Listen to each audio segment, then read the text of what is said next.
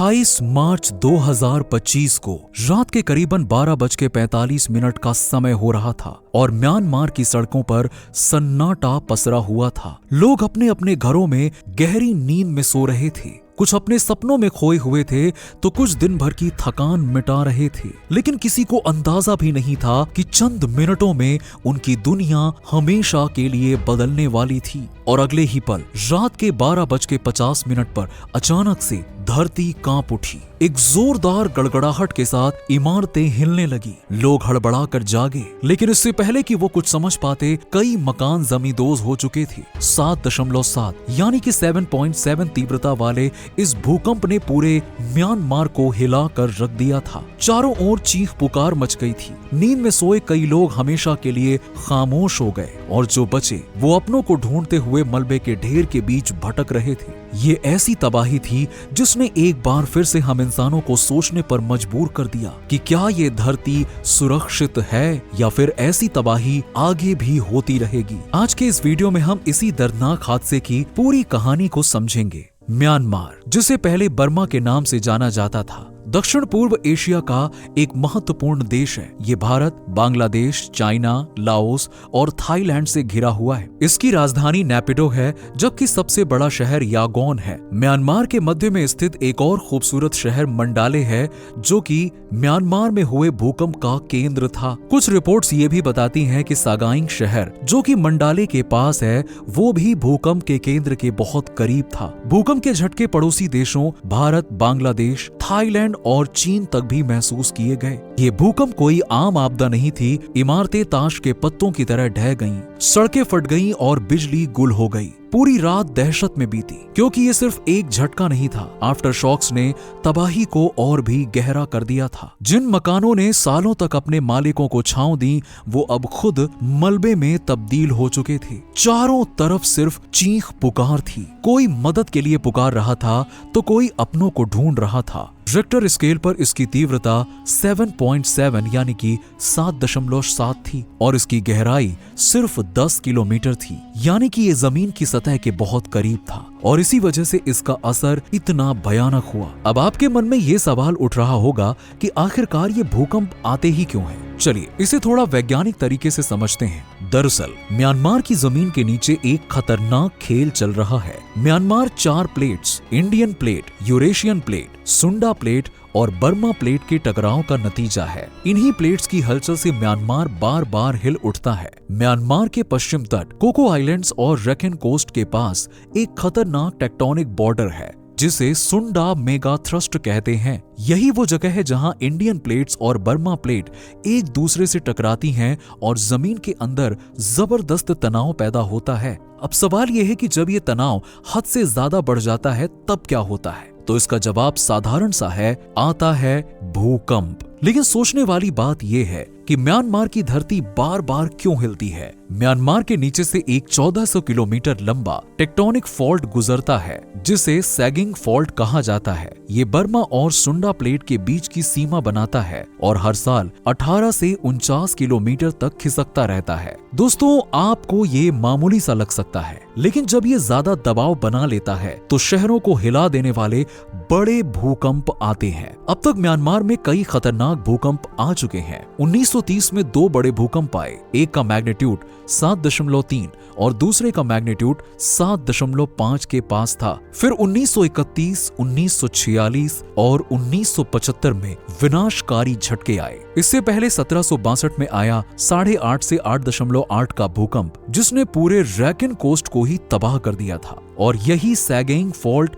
Myanmar के सबसे बड़े शहरों यांगोन, नेपिडो और मंडले के नीचे से होकर गुजरता है। इसका मतलब ये है कि ये शहर हमेशा भूकंप के खतरे में ही रहते हैं। जियोलॉजिकल रिसर्च के मुताबिक सैगिंग फॉल्ट को 2 हिस्सों में बांटा गया है, नॉर्थन और साउथर्न सेगमेंट्स। साउथर्न सेगमेंट में बागो, पेयो, नेपिडो, मैक्टिला और सैगिंग आते हैं। नॉर्दर्न सेगमेंट, जो कि इरावदी रिवर के पास से गुजरता है। अब जैसे कि हम जानते हैं, म्यांमार सैगिंग फॉल्ट लाइन पर बसा हुआ है, जो कि एक भयंकर सेस्मिक जोन है। ये fault line Indo Australian plate और यूरेशियन प्लेट के टकराने के कारण बनी। सालों से ये टेक्टोनिक प्लेट्स धीरे धीरे एक दूसरे पर दबाव बना रही थीं और 28 मार्च की उस रात जब ये दबाव हद से ज्यादा बढ़ गया तो एक जबरदस्त ऊर्जा निकली और धरती हिल उठी और कुछ ही सेकंड्स में शहर तहस नहस हो गए। रात के अंधेरे में जब लोग बचने के लिए इधर उधर भाग रहे थे तभी एक और झटका आया। इससे पहले कि लोग कुछ समझ पाते, बड़े बड़े अपार्टमेंट्स,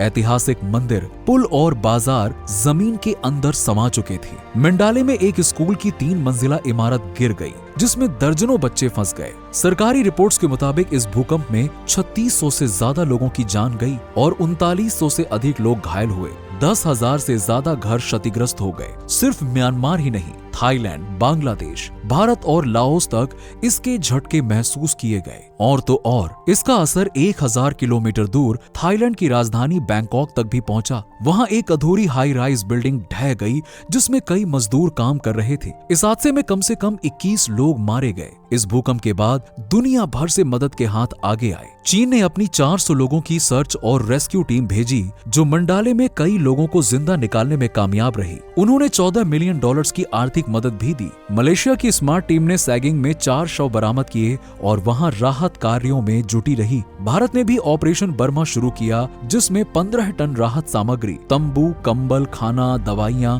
म्यांमार तक पहुंचाई गईं। लेकिन दोस्तों यहाँ एक बड़ी समस्या भी सामने आई। म्यांमार की सैन्य सरकार पर इल्जाम लगा रहे हैं कि वो कुछ इलाकों में मदद रोक रही है। दरअसल म्यांमार में 2021 से सिविल वॉर चल रहा है और मिलिट्री गवर्नमेंट इंसर्जेंट ग्रुप से लगातार जूझ रही है। कई इलाकों में राहत सामग्री पहुंच ही नहीं पा रही है क्योंकि वहां लड़ाई जारी है। आज म्यांमार के हालात बेहद दयनीय हैं। लाखों लोग बेघर हो गए हैं। मंडाले में लोग सड़कों पर टेंट लगाकर रह रहे हैं। 1 अप्रैल को संयुक्त राष्ट्र ने बताया कि म्यांमार में हालात बद से बदतर होते जा रहे हैं। लोगों को न तो आश्रय मिल रहा है, न साफ पानी और न ही दवाइयाँ। स्वच्छ पानी की कमी से हैजा फैलने का खतरा बढ़ गया और अस्पताल अपनी क्षमता से ज्यादा मरीजों से भर चुके थे। यांगोन से मंडाले तक पहुंचने में आमतौर पर 8 घंटे लगते हैं, लेकिन अब 13 घंटे से भी ज्यादा का समय लग रहा है। रात भर भूकंप के झटकों से डरे लोग सड़कों पर सोने को मजबूर हैं। सरकार की निष्क्रियता के चलते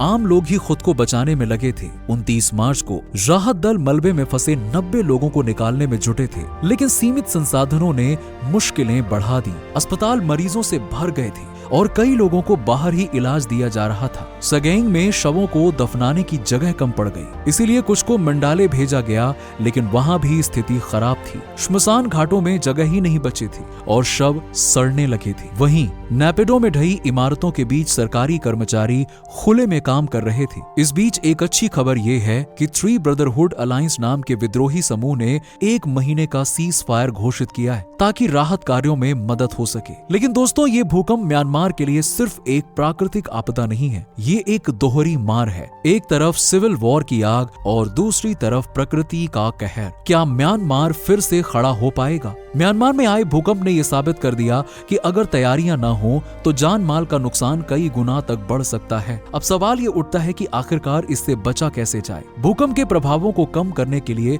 सबसे जरूरी है भवन निर्माण में सही तकनीकों का इस्तेमाल। कमजोर इमारतें सबसे पहले गिरती हैं, इसीलिए निर्माण में भूकंप रोधी डिजाइन अपनाना बेहद जरूरी है। म्यांमार का सैगिंग फॉल्ट एक एक्टिव फॉल्ट लाइन है, यानी कि यहाँ भूकंप बार बार आ सकते हैं। भूकंप प्राकृतिक आपदा जरूर है, लेकिन सही तैयारी से जान माल के नुकसान को काफी हद तक कम किया जा सकता है। भवनों को मजबूत बनाना, लोगों को सतर्क करना और प्रशासन की तैयारी, यही भूकंप से बचने का सबसे कारगर उपाय है। अब सवाल ये उठता है कि जब म्यांमार जैसे देश एक तबाही से गुजर रहे हैं तो क्या हम सिर्फ बैठे रहेंगे या हम अपनी आवाज उठाएंगे? ये सिर्फ म्यांमार की कहानी नहीं, ये एक चेतावनी है कि तबाही कभी भी कहीं भी आ सकती है। और अगर आपके पास कोई मदद का तरीका हो तो जरूर बताएं। दोस्तों, जिंदगी हमेशा सुरक्षित नहीं होती, पर इंसानियत हमेशा जीत सकती है। इंसानियत का ख्याल रखें और इंसान बने रहें। मिलेंगे अगले वीडियो में, तब तक सुरक्षित रहें और अपना और अपनों का ध्यान रखें।